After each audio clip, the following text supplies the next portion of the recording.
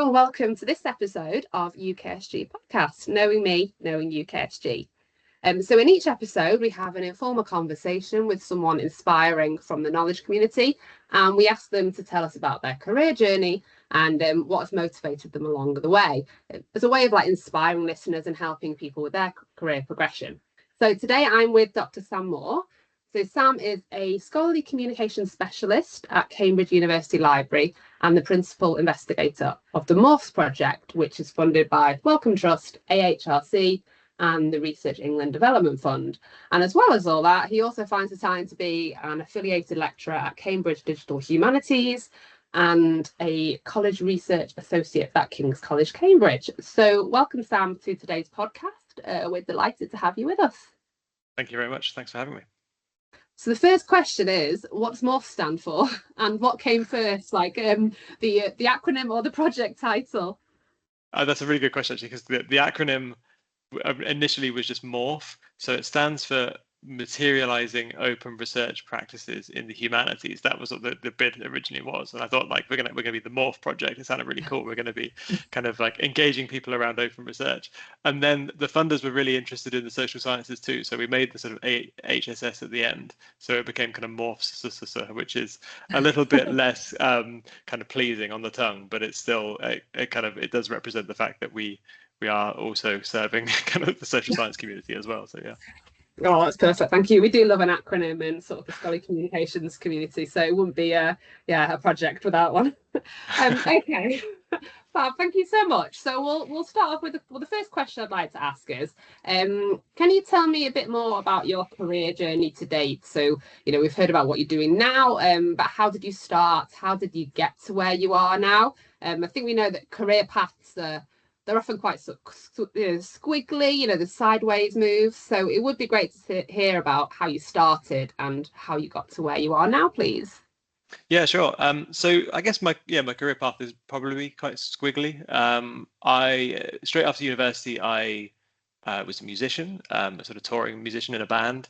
And I wanted to do that. That was going to be my life, but the band just wasn't good enough. We didn't get the kind of traction that we wanted to, which is a bit annoying. So after a few years of that, sort of touring and not really making much money, I left the band and then ended up working for the Public Library of Science, as it was called then, PLOS, which is a scientific publisher.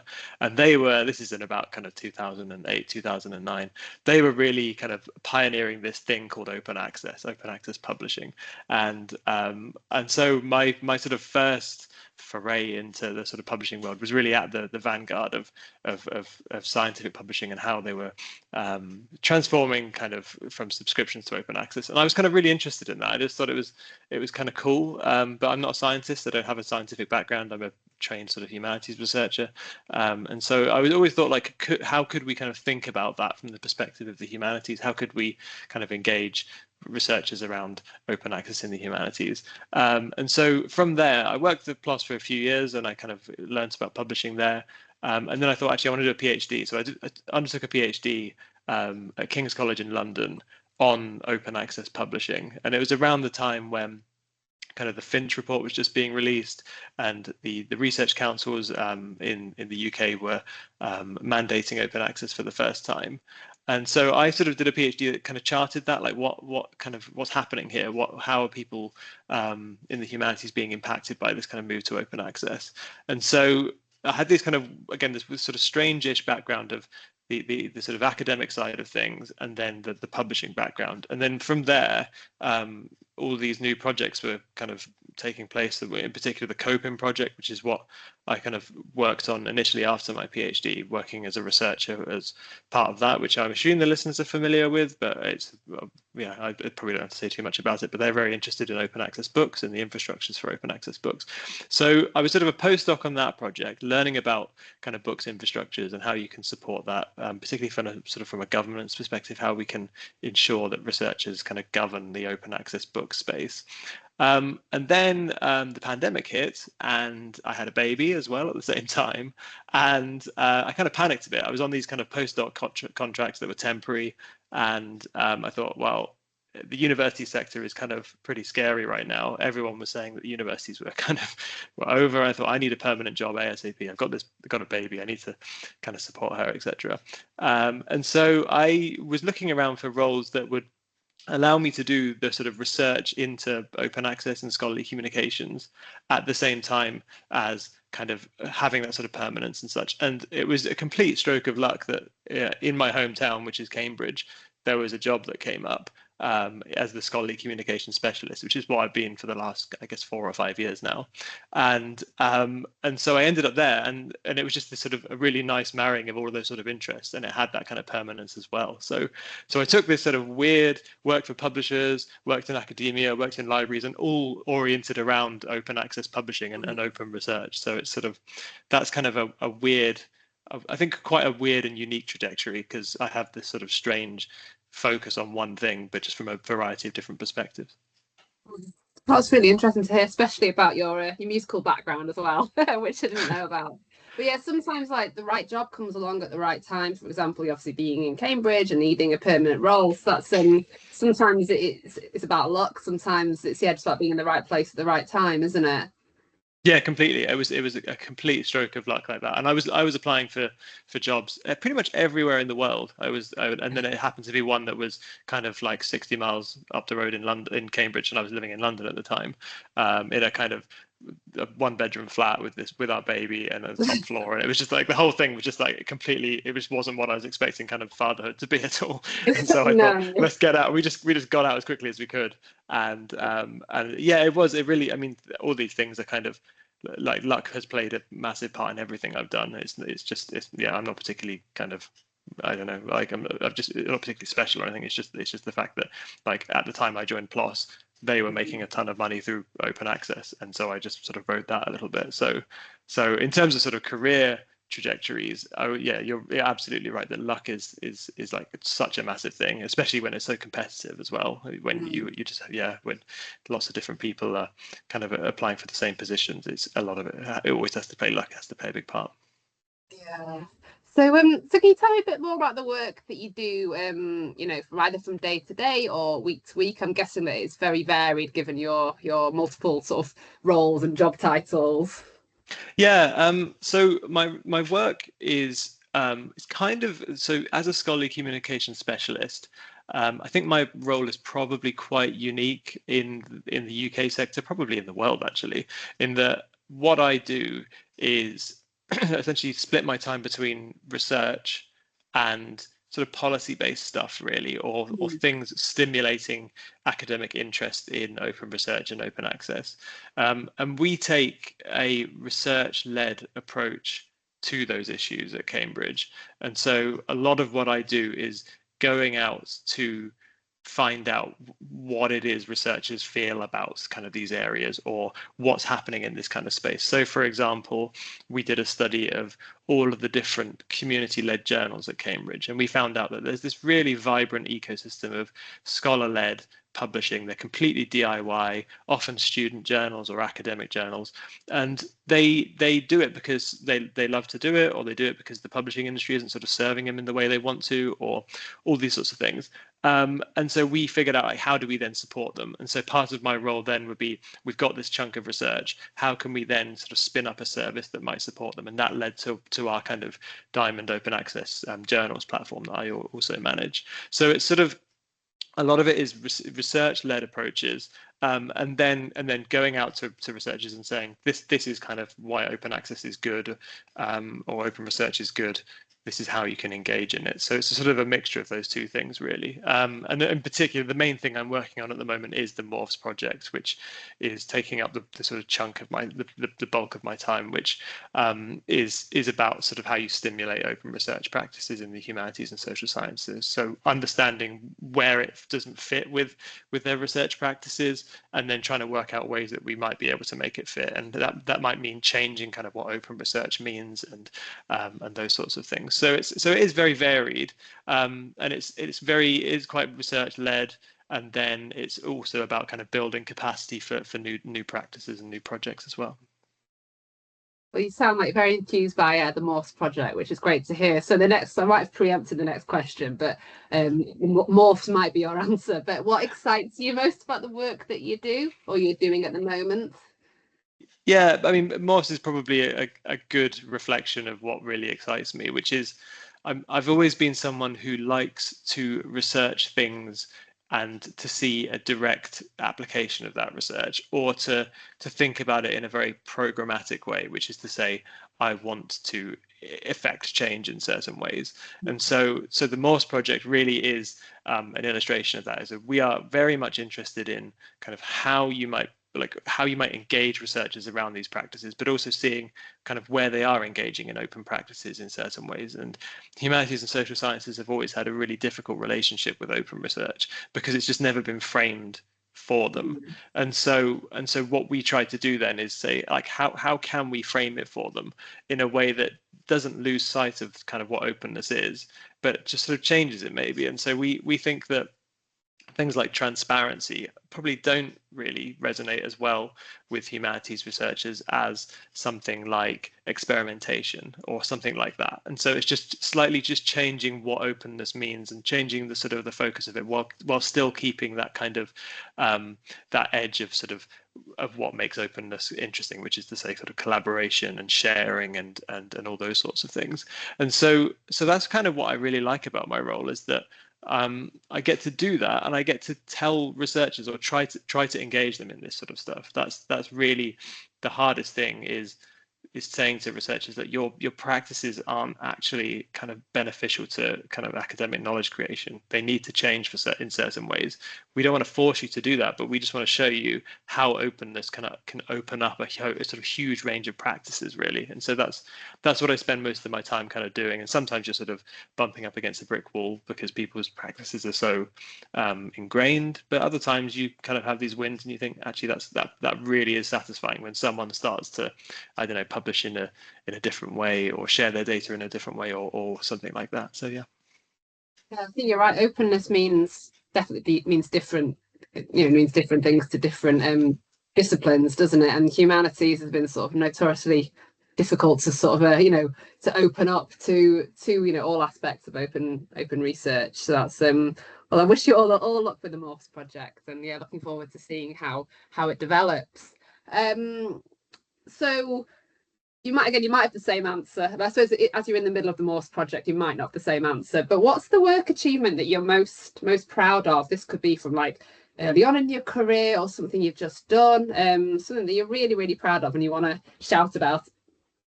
Okay, yeah.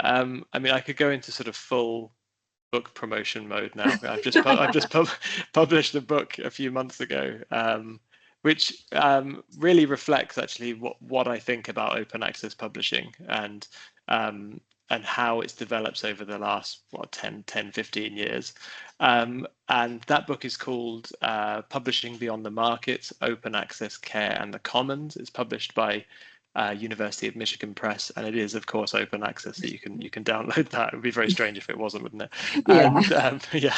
And I'm very proud of that, because it took a long time to write, and it was my first monograph. I published a few other co-written books, but it's my first sort of book that was all of my own work. Cambridge were very kindly, they gave me some time to work on it, so that's why I could get it done. I couldn't have done it if it was just in the evenings, not least as, I mean, when I submitted the proposal, my daughter hadn't yet been born, and she's now 5 years old, and that was sort of shows you the timeline I was working with. And but yeah, so I had time to work on it. And what the book does really is say that actually the open access movement has kind of got it wrong. It's been focusing on access to publications when it should have been thinking more about sort of the processes that sort of stand underneath, that underpin knowledge creation. And so it's not good enough just to make things openly accessible. You need to think about how they're being created as well, because if you think about things just in terms of open access, then you end up with the system we have now, which is to say profiteering publishers receiving kind of lots of money to make things open access. And actually, the open access movement from the beginning really should have engaged with commercialization and should have said that stuff's not good. We want to push back on that as much as possible. And so that's what the book does really, sort of charts like that issue, shows how it kind of arises in different locations, which is to say in policies and commercial publishing, and then looks at what I call a kind of counterpoint to that through scholar-led publishing, which is that sort of forms of publishing that are entirely organized by working academics. And I say that they're not a solution to the problem. They're too small. They're too kind of happenstance and DIY, but they offer a really nice kind of illustration of what could be if you start to fund kind of Diamond open access and library-led publishing and all these kind of non-commercial approaches. And it really is it's the commercialization of publishing and of higher education more generally that's the root cause to so many of the problems with publishing. And so how we think of ways to move away from that as much as possible. That's kind of what the book does, or at least it tries to do. And so I guess that's kind of why I'm pretty proud of it. All right, so it's open access. So yeah, everyone go ahead, download it, read it, and yeah, share your feedback with Sam. Okay, so I think now's the time for you to sort of, well, not bare your soul, but we're just going to touch on interviews a little bit. Obviously, interviews are sort of part of any, career progression, whether you're starting out in the sector or even if you're a seasoned professional. Have you got like any interview tips or regrets? Is there something that you're desperate to share, or even if you're desperate to hide it, then you don't need to tell us?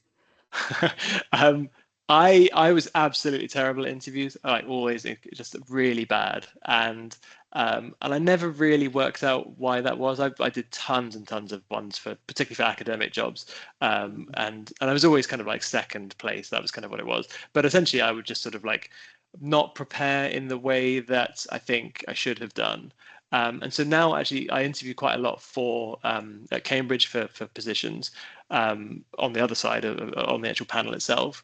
And I guess the things that you see are the people who are most successful are the ones who are really specific with their responses, and they've actually taken a good amount of time to learn about the place that they're going to work. So it's not enough just to say, I'm really great.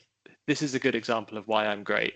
It's actually to say, to understand the kind of the place that you're working in. And I've always been really impressed by people who just do a ton of work. And I think I just never did that actually with interviews. I was always quite lazy. And but it's the people who've turned up and they've said, actually, I think kind of this thing about your program or this thing about your institution is really exciting, and I'd like to develop it in this way. And so those are the people who tend to get the jobs, as the ones who are very specific with that sort of saying. And it's not just about like the skills and such. It's just, it really is like grounding it in the place you're going to work. Now, I think that the other thing I had, so my supervisor, Gary Hall, who many of you might be familiar with, is sort of academic around open access publishing and other things like that. He always gave me a good tip that was, what you want to do is come up with sort of stories about yourself, have these kind of 3 or 4 different stories that might be about different sort of skills you have or different experiences, and then you sort of deploy those stories to answer a range of different questions. And I think that's a really kind of, that helps with the preparation a little bit, is that if you can kind of have a story that says, I don't know, this shows you kind of why my project management experience is kind of really good, but actually I can also answer a different question about sort of working in a team or those sorts of things. Then it becomes less daunting, and so you just have these kind of like these things that you practice, and you have this sort of idea about yourself, and then you just deploy that in a number of different situations. And I use that now when I give, because I give quite a lot of presentations. I use that same kind of approach, which is, I know I'm going to get some questions at the end. I'm not very good at answering questions off the top of my head, so I just have these kind of things that I think, actually, yeah, I can use that one, and I just sort of like shoehorn it in. And as long as you're not too sort of formulaic with that, I think that works quite well. So it's sort of a mixture of like, understand the place you're applying to, that should be front and center, and then at the same time have these kind of like stories that allow you to kind of really show yourself, but in a way that's actually quite economical with how you're preparing. Yeah, that's really interesting because I found that once I started being on interview panels, it helped me actually in my interviews itself because I could see it from the other side. And I think you're right about just doing a bit of research into the. It sounds really, really obvious, but quite a lot of interviewees don't research the organisation or the project that they're applying to, and that's just a really quick way of showing that you've put the time in to prepare. So I think they're really good tips. Thank you very much. And interesting as well about how you can use that story technique when you're answering questions. Because again, like you, I answering questions off the cuff. Yeah, that terrifies me too. So I might try and employ that technique next time I'm doing a presentation or hosting a webinar. Um, so yeah, I think we've got time for one final question. So just we've obviously heard about your musical background, but outside of work, what do you do for your own well-being? Are you still in a band, or is there anything like that you want to tell us about? I did start taking up jazz guitar actually quite recently. Mm.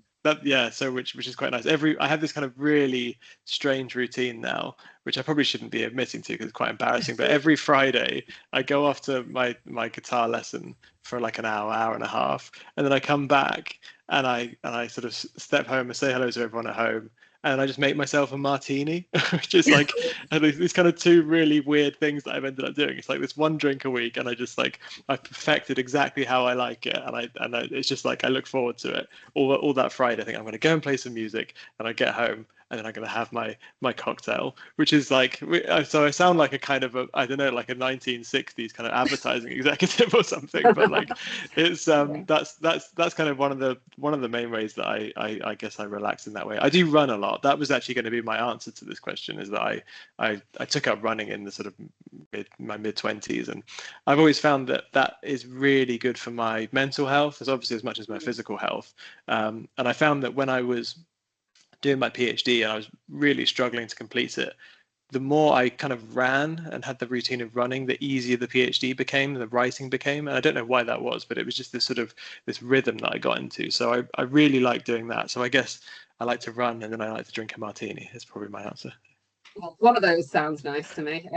But well, you never know. Someone might be listening to this podcast while running, so you might be able to combine those two. Or making a Oh, martini. or making a martini. Yeah, one of the two. Oh, well, thanks, Sam. We really, we've had like, a really sort of quick peek into what you do and also, how you've got there. And so, yeah, really grateful to you for joining us today. And yeah, we really appreciate it. And it's been really interesting to talk to you and hear more about your career and of course the Morphs project. So thank you very much. Thank you very much. And well, yeah, to our listeners, I hope you've enjoyed hearing about Sam's career journey as well. Whether you're making a martini or you're running, out in the countryside. Obviously, don't forget to catch up with other episodes of the UKSG podcast. You can find them wherever you listen to your podcast: Spotify, Apple, Google, whatever. It'll be there. And yeah, look out for future episodes. And we hope we'll see some of you at the UKSG conference later this year. Thank you very much.